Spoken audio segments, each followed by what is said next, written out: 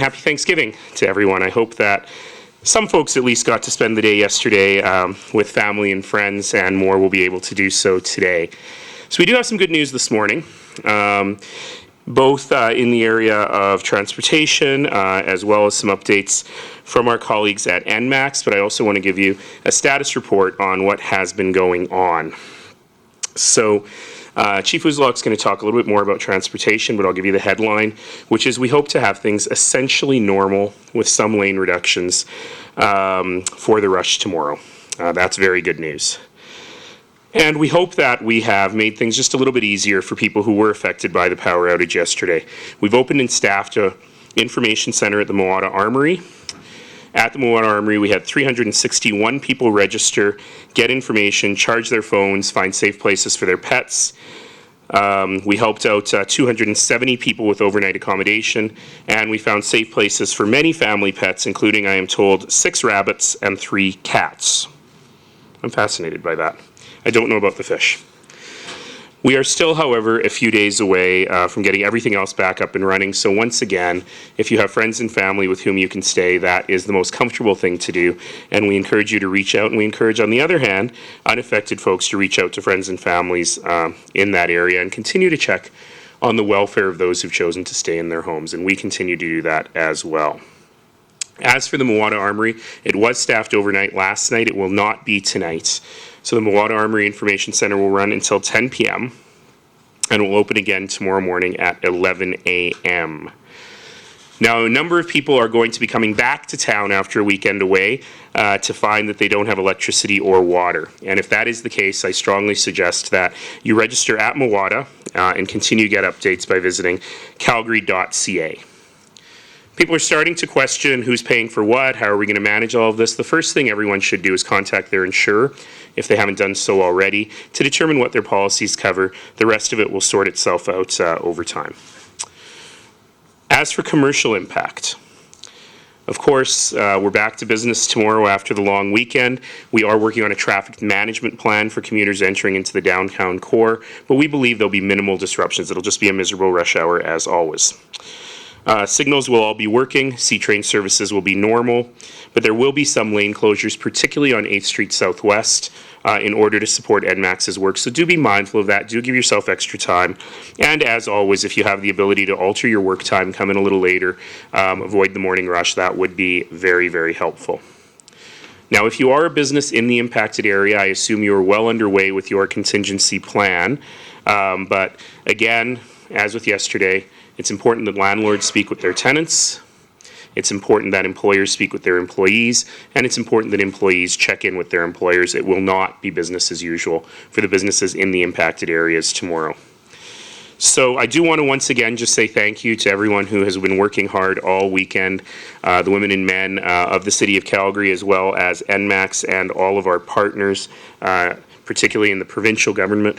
And thank you all for being here today. You know, one of the most remarkable things about the EOC is the partnerships that we have throughout the community of people who just come in. And in particular, I was just chatting with the folks from the Building Owners and Managers Association who are volunteers who've come in over their Thanksgiving weekend to help us work out the entire situation with all of the commercial building owners downtown. And it's really a remarkable thing. They were here during the flood, and even more of them are here today. I want to just, in that case, with the thought of giving you some good news, I hope, turn it over to NMAX CEO Gianna Manus. I want to highlight the fact that Greg Melchin, the chair of the board of NMAX, great community leader, has joined us here today as well. Thanks for being here, Greg. Gianna? Thank you, Mayor Nenshi, and good morning and happy Thanksgiving to all of you, too. Let me get right to it. I'm going to tell you that the crews and the engineers that have been working around the clock to rebuild the system and to determine next steps have made really good progress yesterday and also overnight. So based on that progress that we've made to date, we have a better idea of when the power can be restored. At this point, we now expect, with what we know, that we will be able to restore the entire section that is currently out of power by midday Thursday. So I'd like to just caution a bit about this.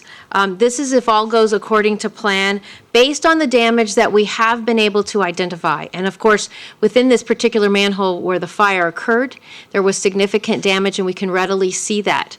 I mentioned yesterday that we're also going beyond this area to replace some of the cable involved. However, one thing that we cannot tell at this point is if there was any damage to cable further beyond the point that we can tell.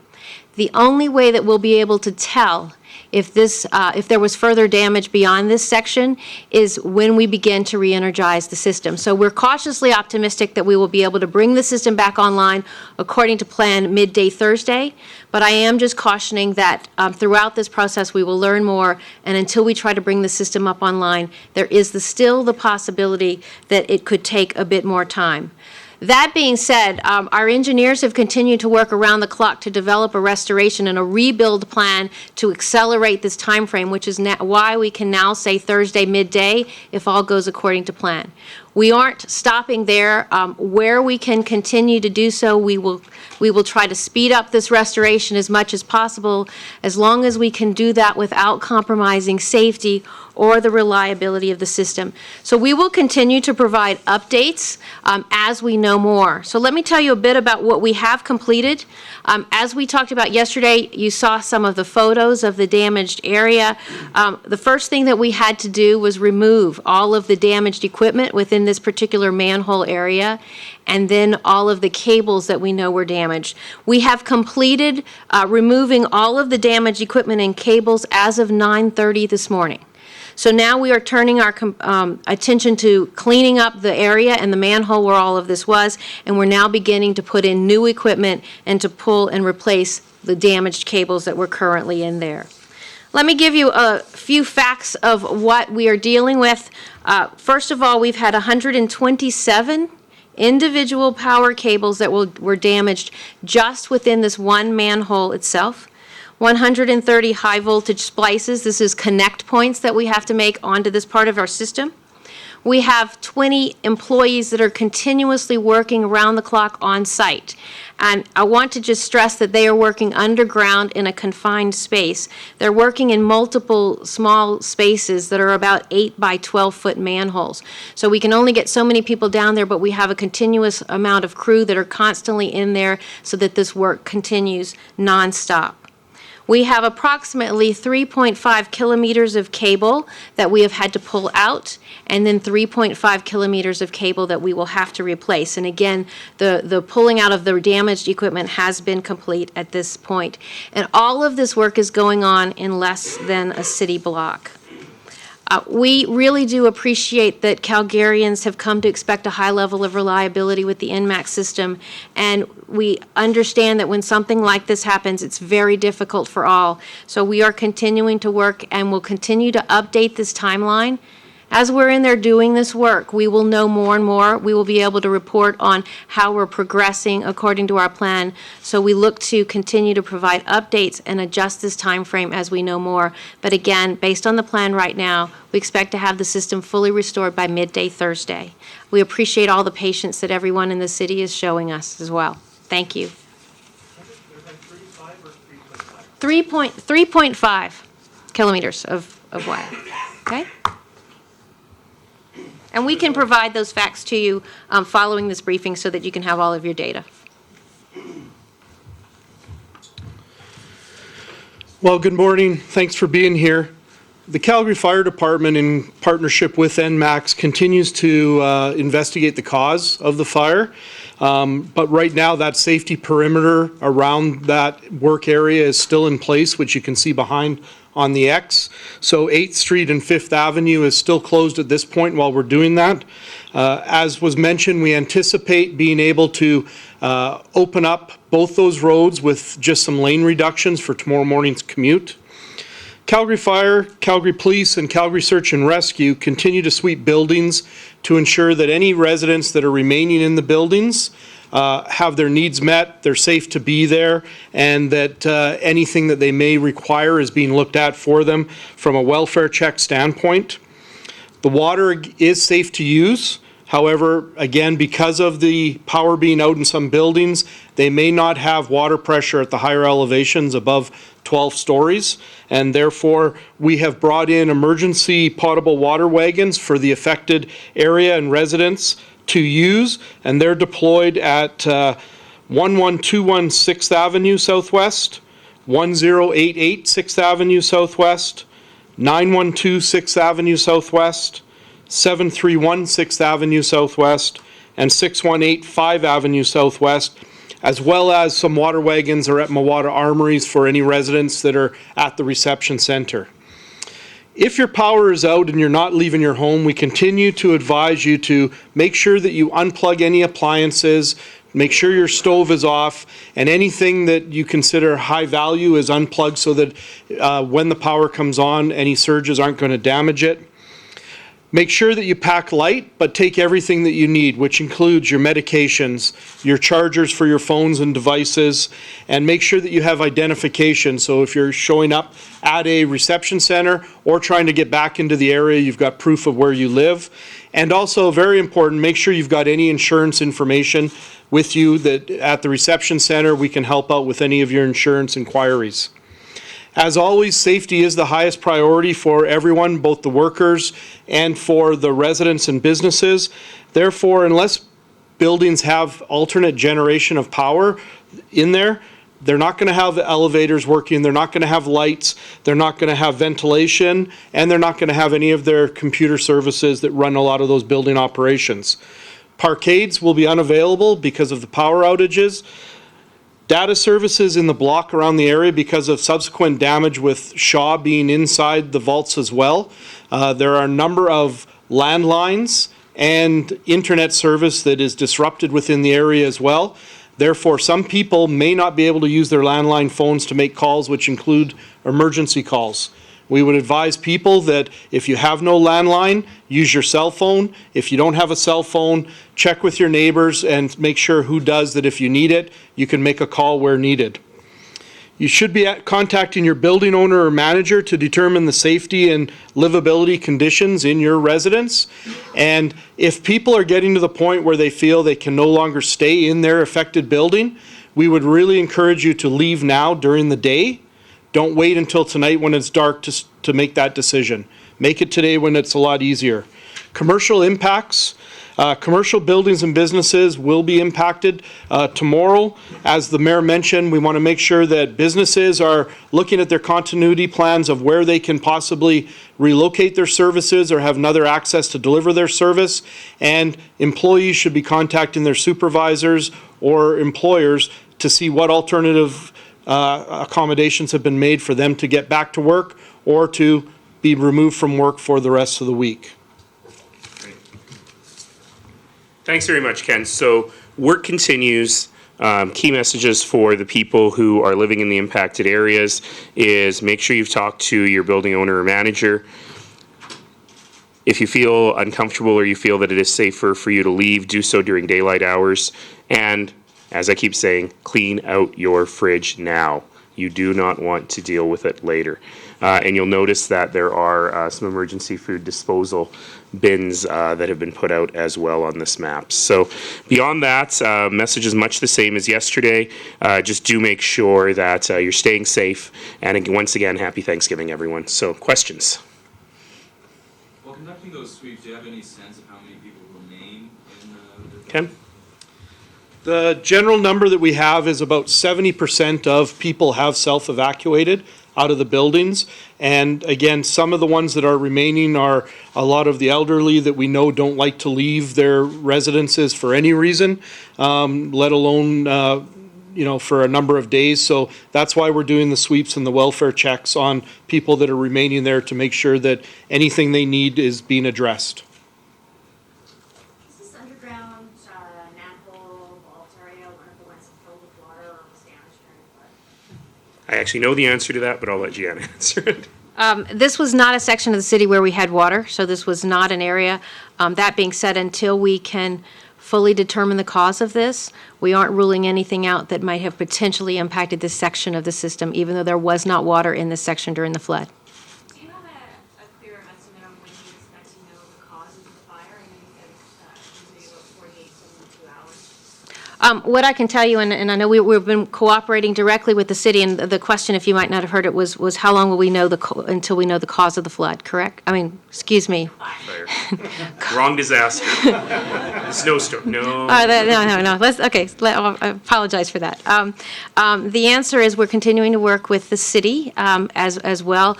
There's been a lot of data collected on site, and in fact, that was done before we removed all of the damaged equipment, so that was really important to be able to do that so that things could be recreated as best as we possibly can. It's a multi-stage process, and it is likely to take some time. One of the most important things is we've had to collect all this data.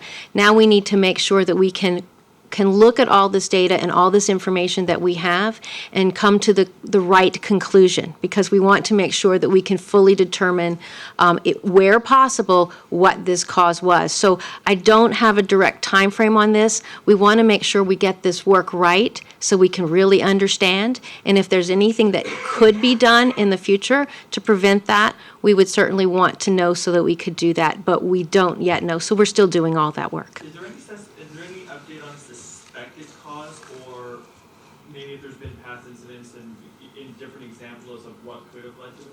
Well, what I can tell you is NMAX has never had anything like this event before, and to this magnitude. So I can tell you that as far as a suspected cause, again, too early to tell. We need to let the investigators continue to do their work so that they can look at this objectively and come to the appropriate and right conclusion for what really caused it. So too early to tell. Have you been able to rule anything out, though?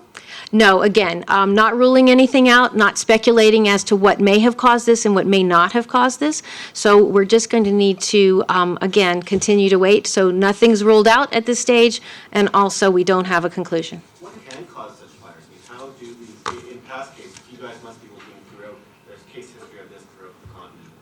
What are typical causes of such fires? Well, I appreciate that there's a number of things that, as you can hear, we've got a lot of different equipment down there, and the NMAX equipment is not the only equipment that runs through this space. So it's really, there's a number of things that could be possible factors. For this particular one, I think it would be inappropriate to speculate what may or may not have happened here. We're going to really follow the facts and look at the information and come to the conclusion based on that. We also know that there have been other cities that have, across the course of time, had events that had fires in manholes associated with electrical equipment. But this is a very rare occurrence. And as I said, it hadn't happened on our system like this before, and it's generally a rare occurrence in the industry. Again, looking at what happened in other cities at this point, until we know what the full cause was in this one, again, only speculation as to what could be the problem here. So we're going to refrain from doing that at this point. You work for other electrical companies down in the States. Have you experienced what happened at companies you offer? Personally, I have not, unlike the flood and the snowstorm where I had experienced that. I can tell you that personally I have not experienced this. What I can tell you at NMAX, and also working with the fire department, we have really strong, trained professionals who know what they're looking at, and we're making sure that all the right eyes and the resources will be looking at that. So while I haven't personally experienced a fire in my career here, it's an unusual occurrence, we'll make sure the right people are looking at this so we can draw the right conclusions. Speaking of which, when you showed up yourself last night at the repair site, what was the reaction of your technicians to see the CEO on a Sunday night at the actual site? I did go out to the site. It's really important for a number of reasons. I mean, first of all, to be able to see firsthand the challenges that our crews are dealing with. It's a holiday weekend for them as well, being able to thank them for their efforts. And first and foremost was to stress to them that their safety and going into this space was most important. Make sure they do the job well, but do the job safely. So I've been known from time to time, like during the flood, to go out and meet with the crews, so I don't know that they were that surprised. But I can say some of the things that they told me was how much they appreciate, they could see the support and the patience that the people from Calgary are showing them, and they know that this is a really important matter that we get done and repaired as quickly as we can, but they really appreciated all the support that they're hearing about and from people who were coming by on the street as they were doing their work, so they were quite thankful for the people of Calgary showing that support to them and all their hard work. Mayor Nenshi, I'm wondering, you sort of hinted at it, a flood, a snowstorm, and now a fire. Are you feeling a little bit picked on, or do you think Calgary's a bit picked on? Well, I have been doing my own analysis of the situation, and I have pretty much ruled out zombies and aliens. Zombie aliens, however, still remain in question. I feel better about this one because, I was thinking, what have we done to Mother Nature? But at least this one wasn't Mother Nature, we don't think, at this point. No, the good news about this is I was joking yesterday that, I know the Emergency Operations Center likes to be used, but this is a bit much. The good news is that thanks to a lot of hard work for a lot of people that were here before I was in this job and continue to do this hard work, we have such a robust emergency management program here. And the good news is that we have this wonderful facility. We have these great people who are able to do this work. And I think that's really key. I've spent a bit of time over the last year. Most people don't know this, but I've spent a bit of time over the last year actually speaking to groups nationally and internationally about emergency management at the City of Calgary in the hopes that we can spread some of what we've learned and some of what we do throughout the country and around the world. So, yet again, another example of this, though I did ask the Emergency Operations Center manager yesterday if he was having even a little bit of fun, and he said, it was a little bit of fun the first couple of times. It isn't anymore. But the good news is people know what they're doing, they come down, and I got to tell you, I was in a SITREP situation report yesterday, my first SITREP on this, and the SITREPs are so amazing to see all these people from these different areas just go to work and know what they're doing. Simple example is we were talking about how people should clean out their fridges. And the people from Alberta Health Services knew exactly why they should clean out their fridges and how long milk will stay and so on and so on. And the people from Waste and Recycling were right there and said, well, they'll need somewhere to put the stuff from their fridge. So let's get emergency waste receptacles out. Things that I would not have thought of. But the fact that we've got so much expertise all in this room downstairs together, I think Calgarians can feel very, very confident that we can hit what comes to us. You mentioned that this wasn't Mother Nature this time. We don't think. I shouldn't have gone quite that far, yeah. Does the disaster recovery program cover non-natural disasters? That's a really important question and one for which I do not yet have an answer. So we've been in close contact on an operational side with the provincial government, with the Alberta Emergency Management Association, who are here in the Emergency Ops Centre. And I've been speaking at a political level with the Premier, with the Minister of Municipal Affairs, both of whom have suggested that the province is here to help in whatever way we need. And me being me, I said, we're going to have to talk about money at some point because this may not fit the basic criteria of a regular disaster relief program, but obviously the response is expensive, particularly the response to help affected individuals. So given that, we'll continue those conversations later. We had a bit of a conversation yesterday in the EOC about cash flow and stuff, and my answer was, spend the money we need to spend. Keep people safe, get people home, and we'll figure out how to deal with that money at some point in the future. Is there any estimate on how much damage this caused? I don't have it yet. And the challenge here is that it's a real mix of a little bit of damage to public infrastructure, to city infrastructure, a lot of damage to NMAX infrastructure. And I'm sure the claims people at NMAX and the risk people at NMAX are working hard to figure that out. But then also damage that is potential to private property as a second or third tier outcome. So unfortunately, we don't have any numbers yet. It's big. Anyone else? Question for the MAC CEO. How Sure. does insurance work in these situations?